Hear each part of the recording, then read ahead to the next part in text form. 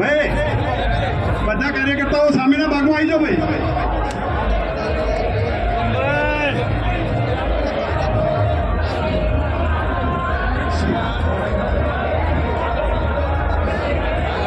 ત્યાં નથા ભાઈ તો ઉમેદવાર માટે ભાઈ થોડી વાર ડીજે બંધ કરજો. બધા કાર્યકર્તાઓ સામે આવી જાઓ. હા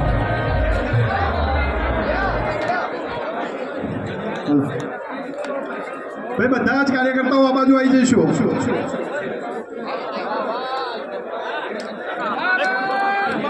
સ્વરૂપજી આપણે સૌનું અભિવાદન ઝીલી રહ્યા છે. ભાઈ શ્રેયાસભાઈ લો, સંજયભાઈ.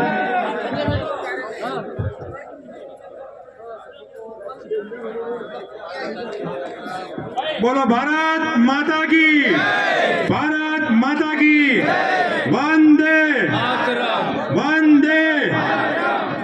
આજે આપણા માટે ખૂબ ખુશીનો એક સુખદ પ્રસંગ છે કે જ્યારે આપણે દેશના યશસ્વી વડાપ્રધાન સન્માનીય નરેન્દ્રભાઈ મોદી સાહેબના નેતૃત્વમાં આપણી વાવ વિધાનસભા એ વાવ વિધાનસભાની જનતા જનાર્દને અને કાર્યકર્તાઓને કર્મઠ કાર્યકર્તાઓની મહેનતના કારણે આજે આપણે વાવ વિધાનસભામાં કોંગ્રેસના સુપડા સાફ કરી અને ભારતીય જનતા પાર્ટીનો ભગવો લહેરાયો છે.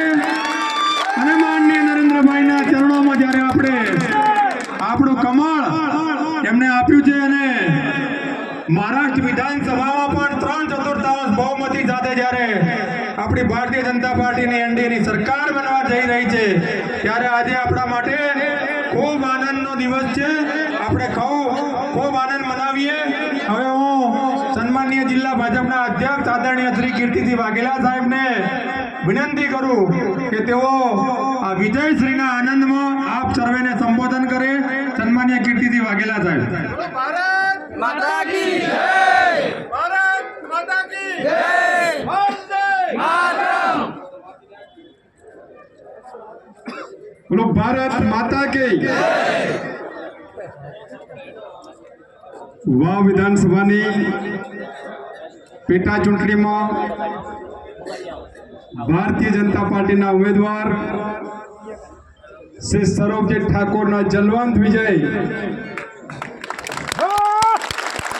પ્રસંગે યોજાયેલા આજના સંમેલનમાં મંચ પર બિરાજમાન વાવ વિધાનસભા વિસ્તારના લોકપ્રિય ધારાસભ્ય શ્રી સૌરભજી ઠાકોર,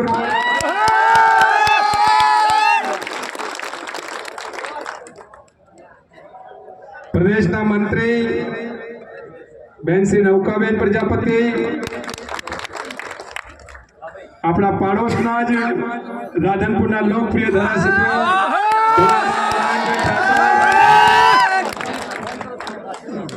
આપણા પાલનપુરના લોકપ્રિય ધારાસભ્ય શ્રી અનિકેતભાઈ ઠાકર,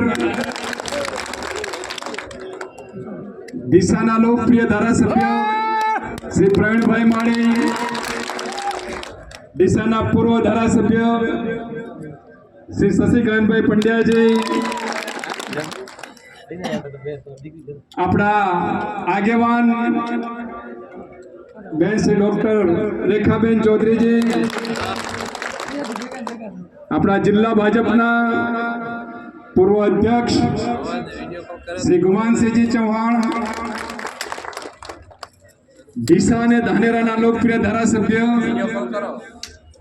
ડીસા એપીએમસીના ચેરમેન, માલધારી સમાજના આગેવાન શ્રી ગોવાભાઈ દેસાઈ, જિલ્લા પંચાયતના પૂર્વ પ્રમુખ, દલિત સમાજના આગેવાન શ્રી વિજયભાઈ ચક્રવર્તી,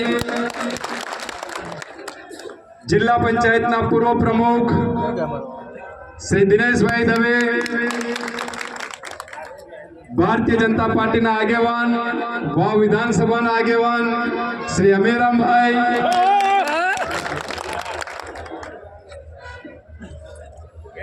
આ વિધાનસભાની ચૂંટણીના ભારતીય જનતા પાર્ટીના સંયોજક શ્રી વસંતલાલ પુરોહિત અને સહસંયોજક શ્રી સંજયભાઈ દેસાઈ, અમારા ભારતીય જનતા પાર્ટીના જિલ્લાના મહામંત્રી શ્રી કનુભાઈ વ્યાસ, શ્રી સંજયભાઈ બ્રહ્મભટ્ટ, શ્રી શ્રેયાંશભાઈ પ્રજાપતિ, જિલ્લાના પૂર્વ મહામંત્રી શ્રી ડાયાભાઈ પિલિયાતર,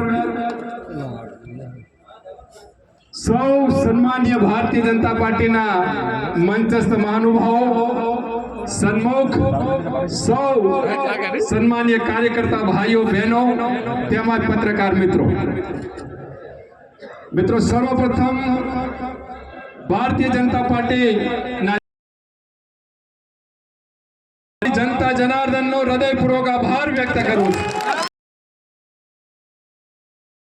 જનતાને કોટી કોટી નત મસ્તક પ્રણામ કરું છું, એટલા માટે કે કોંગ્રેસ પાર્ટી અને કોંગ્રેસ પાર્ટીના સહયોગીઓ કે જેની ABCD જેની ટીમો લડતી હતી અને ભાવની ઘણા બધા એવા વિષયો કે જે આજની સભામાં મારા મુખ્યત્વે બોલવું ઉપયોગ કર્યો હતો. આ નકારાત્મક રાજનીતિને જવાબ આપ્યો છે.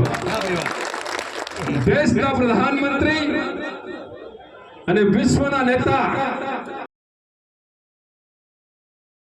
જે વિશ્વના નેતા તરીકે આજે સ્થાપિત થયા છે અને એમના નેતૃત્વની અંદર એમને આપણા ગુજરાતની અંદર જે વિકાસની રાજનીતિ આજે સમગ્ર દેશમાં ચાલી રહી છે, વાવની જનતાએ વિશ્વાસ મૂક્યો છે. વાવની જનતાને હું અભિનંદન આપું છું. આપણા ગુજરાતના માન્ય મુખ્યમંત્રી શ્રી ભૂપેન્દ્ર, પ્રધાનમંત્રી આદરણીય શ્રી નરેન્દ્રભાઈ મોદી સાહેબની ડબલ એન્જિનની સરકારમાં વિકાસની જનતા જોડાઈ છે. વિકાસની જનતામાં વ્યક્ત કરું છું.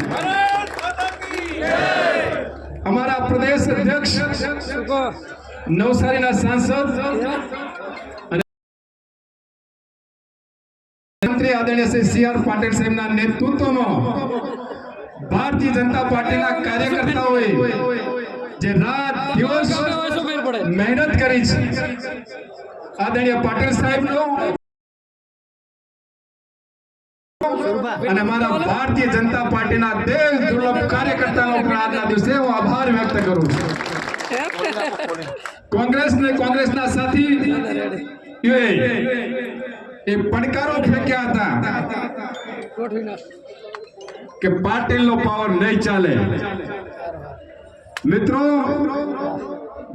અમારા પાટીલ સાહેબ પ્રદેશ અધ્યક્ષ છે, અમારા સન્માન્ય નેતા છે, એ ક્યારેય પાવર કરતા નથી. પાવર તો અમારા ભારતીય જનતા પાર્ટીના કાર્યકર્તાનો છે, વાવની જનતાનો પાવર છે. અને કોંગ્રેસને વાવની જનતાએ, ભારતીય જનતા પાર્ટીના કાર્યકર્તાઓએ પાવર વટાડી દીધો છે કે આ પાવર ભારતીય જનતા પાર્ટીના કાર્યકર્તાનો છે, આ પાવર વાવની જનતાનો છે. તમે જનતા જનાર્દનનું અપમાન ન કરો, તમે જનતા જનાર્દનને ભ્રમિત કરી નકારાત્મક રાજનીતિ ન કરો. આ નકારાત્મક રાજનીતિના જડબા જવાબ જો વાવની જનતા આપ્યા છે. 2024ની લોકસભાની ચૂંટણીમાં પણ આપ્યા હતા અને 2024ની પેટા ચૂંટણીમાં પણ વાવની જનતાએ જડબાતોડ જવાબ આપ્યો છે. મીડિયાના મિત્રોના માધ્યમથી હું કહેવા માંગુ છું કે વાવની જનતા, ગુજરાતની જનતા અને દેશની જનતા એ વિકાસની રાજનીતિ સાથે જોડાયેલી છે. અને આજના તમે પરિણામો જોઈ શકો છો કે મહારાષ્ટ્રમાં પણ ભારતીય જનતા પાર્ટીનો જનવંત વિજય થયો છે. મિત્રો, આવો આપણે સૌ સાથે મળીને વિકાસની રાજનીતિ કરીએ. ધન્યવાદ. ભારત માતા કી જય. વંદે માતરમ. જય જય ગરવી ગુજરાત. ખૂબ ખૂબ આભાર આપનો પ્રમુખ સાહેબ. હવે હું આપણા નવનિર્વાચિત વાવના ધારાસભ્ય સન્માનીય સ્વરૂપજી ઠાકોરને વિનંતી કરું કે તેઓ જીત્યા બાદ સૌ પ્રથમ કાર્યકર્તાઓને સંબોધન કરશે. બોલો ભારત માતા કી. આજે અઢારે આલમની જીતના ઉત્સવમાં આપણા કાર્યાલયમાં ભેગા થયા છે, ત્યારે મારે મોદી સાહેબનો આભાર માનવો છે, સી.આર. પાટીલ સાહેબનો આભાર માનવો છે, અમિતભાઈ શાહ સાહેબનો આભાર માનવો છે, નડાજી સાહેબનો આભાર માનવો છે, આપણા મુખ્યમંત્રીભાઈ સાહેબનો પણ આભાર માનવો છે, સાથે નેતૃત્વ, જિલ્લાનું નેતૃત્વ અને તમામ કાર્યકર્તાઓનો મારે આભાર માનવો છે. આભાર એટલા માટે કે આપણે બધાએ કાંઈ જોયું નથી, રાત દિવસ જોયા નથી અને મહેનત કરી, બહુ સીધી મહેનત કરી અને આ કમળને ખીલાવવા માટે આપણે સૌ સાથ સહકાર આપ્યો છે. એના માટે હું બે હાથ જોડી માથું નમાવીને તમામે તમામ અઢારે આલમે જે આ ભવ્ય જીત મેળવી છે, એ જીત આપની છે, અઢારે આલમની છે. એટલે તમામનો હૃદયથી આભાર કીધું છે. તમામ આપણું નેતૃત્વ અહીં બેઠું છે. નેતૃત્વના સાથ સહકારથી અને નેતૃત્વના સલાહ સૂચનથી આપણા વા વિધાનસભાની અંદર જે વિકાસ અટક્યો છે, એ મોદી સાહેબ જે વિકાસની 7 વર્ષની અંદર કામ નથી થયા, એ 3 વર્ષની અંદર આપણે કામ પૂરા કરવાના છે. આપણા સૌના સાથ સહકારથી આ બધું શક્ય બન્યું છે. એટલે હવે પણ આપણા જે કામો અટક્યા છે, એ પણ તમારા સાથ સહકાર, વડીલોના આશીર્વાદથી સંપૂર્ણપણે આપ સૌ સાથે મળી આપણે સૌ પૂરા કરીશું. એટલી વાત કરી મારી વાતને પૂરી કરું છું. ભારત માતા કી જય.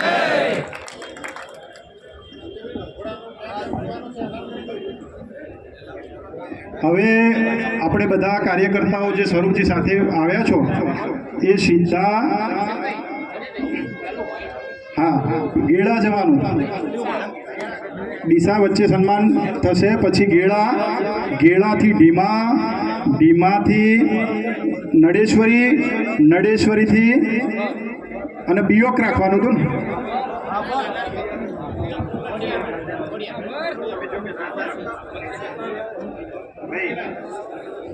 નડેશ્વરી પછી લુણસેલા ને, પછી નડેશ્વરી હાલ નથી જવું. ધીમાથી લુણસેલા અને લુણસેલાથી એટા, લુણસેલા અને બાબર.